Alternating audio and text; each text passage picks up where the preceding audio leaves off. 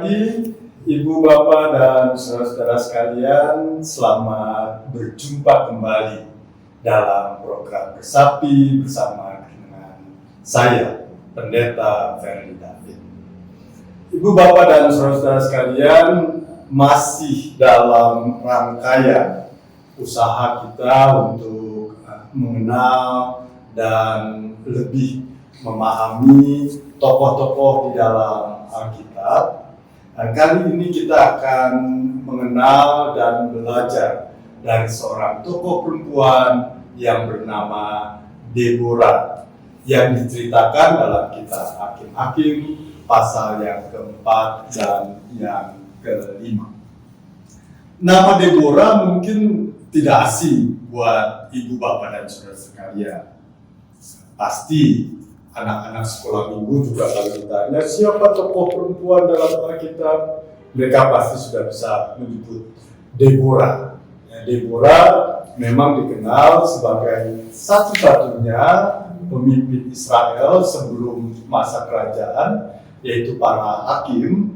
Dia satu-satunya perempuan yang menjadi hakim di Israel pada waktu itu. Bahkan Deborah menjadi ikon atau simbol dari kepemimpinan perempuan dalam Alkitab. Ya, banyak orang yang memakai nama Deborah atau seringkali mengutip nama Deborah untuk menunjukkan bahwa di dalam Alkitab perempuan bisa memimpin, di dalam Alkitab perempuan bisa berkarya. Tapi sebenarnya apa sih yang menjadi kekuatan Deborah? Apa sih yang membuat Deborah dikenal di dalam Alkitab dan namanya dicatat dalam Alkitab? Ibu, bapak, dan saudara-saudara sekalian, ternyata Deborah itu menjadi dikenal dan cerita tentang Deborah ditulis di dalam Alkitab bukan karena dia seorang wanita yang perkasa, yang hebat, pemimpin perang, ya, yang punya pasukan yang besar, atau seorang yang gagah berani maju ke medan perang. Alkitab memang menceritakan bahwa Deborah adalah seorang hakim yang suka membantu orang ketika mereka ada dalam perkara-perkara. Ya, hakim pada waktu itu memang bukan seperti hakim zaman sekarang yang bekerja di pengadilan, tapi hakim pada waktu itu adalah orang yang dianggap mampu menyelesaikan persoalan-persoalan ketika orang punya persoalan tentang keadilan. Mereka datang kepada hakim meminta keadilan, nasihat-nasihat keadilan dari hakim. Deborah adalah salah seorang hakim. Deborah hanya seorang istri dari seorang laki-laki yang bernama Lapidot. Hanya itu yang diceritakan di dalam Alkitab. Namun pada saat itu bangsa Israel ada di dalam masa-masa sulit. Mereka dikuasai oleh bangsa Kanaan yang rajanya bernama Yabin dan panglimanya bernama Sisera. Bangsa Kanaan ini menindas Israel selama 20 tahun. Itu diceritakan dalam Hakim-Hakim 4 ayat yang ketiga. Dan Sisera ini panglima yang luar biasa yang memiliki 900 kuda besi. Ya, jadi begitu gagah, begitu perkasanya sehingga orang Israel takut untuk melawan. Mereka ditindas tetapi mereka berdiam saja. Mereka tidak berdaya, mereka tidak mampu untuk melawan walaupun mungkin sebenarnya mereka punya kekuatan untuk melawan.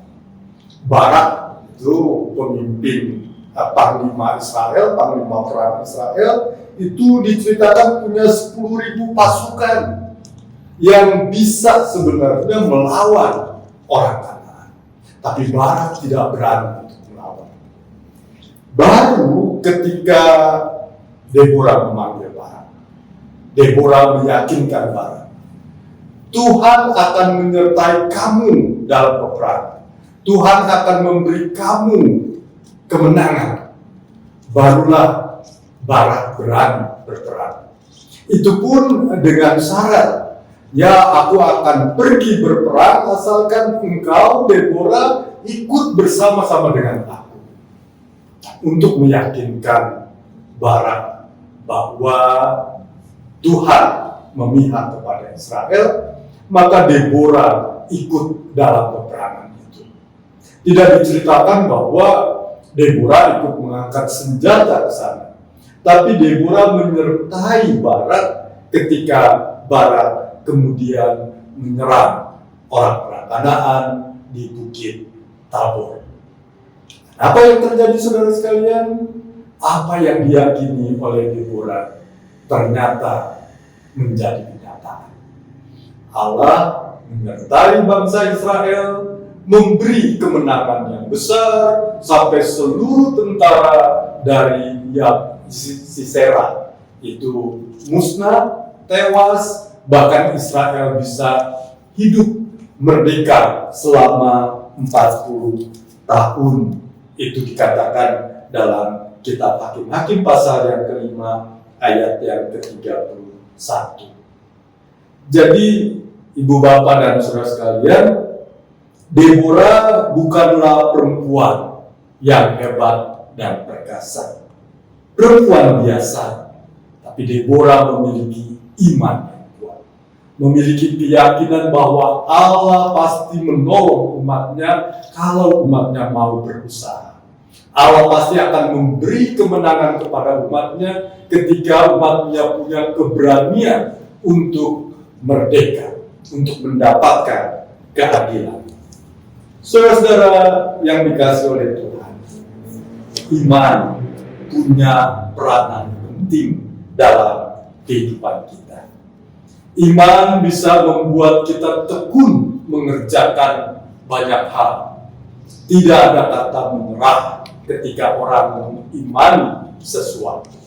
Ya, seperti Thomas Alva Edison, ya, peneliti yang tidak pernah menyerah sekalipun ia mengalami banyak sekali kegagalan sampai ia berhasil menemukan bohlam itu.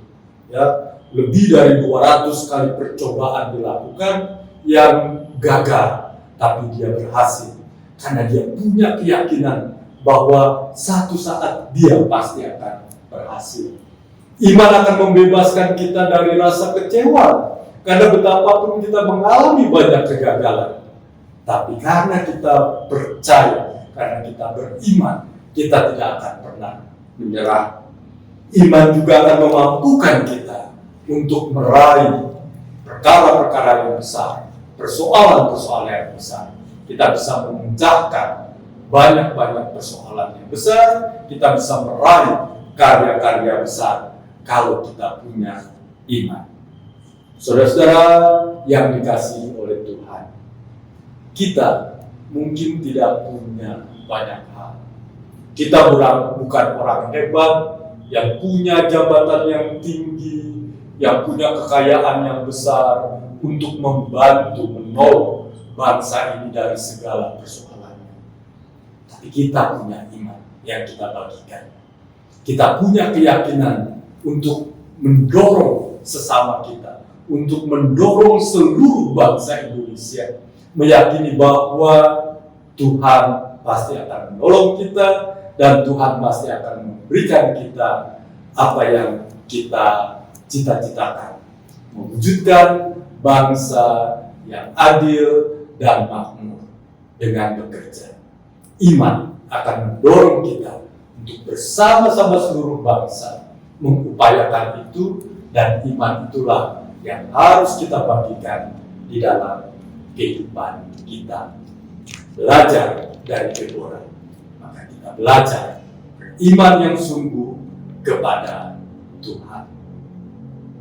Amin. Saudara-saudara, mari kita bersama-sama berdoa.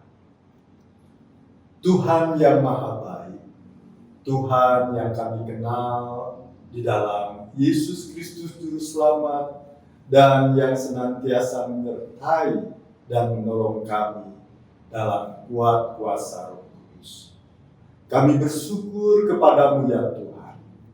Pagi ini kami boleh belajar dari seorang perempuan yang bernama Deborah, yang namanya dicatat di dalam Alkitab, bukan karena keperkasaan dan kepintarannya, tetapi karena ia memiliki iman yang kuat, yang bisa meyakinkan bangsanya untuk bisa meraih keadilan, untuk bisa meraih kemerdekaan. Ya Tuhan, Bapa yang Maha Kuasa, tolonglah kami, umat-Mu ini, supaya kami pun memiliki iman yang kuat, sebagaimana Deborah. Biarlah kami boleh terus belajar untuk meyakini bahwa bersama dengan Tuhan, tidak ada yang mustahil untuk kami lakukan. Bersama dengan Tuhan, pasti kami akan dimampukan. Kami berdoa di dalam nama Yesus, Tuhan kami. Amin. Selamat pagi, Ibu Bapak sekalian. Sampai berjumpa kembali dalam acara resapi berikutnya. Tuhan memberkati saudara.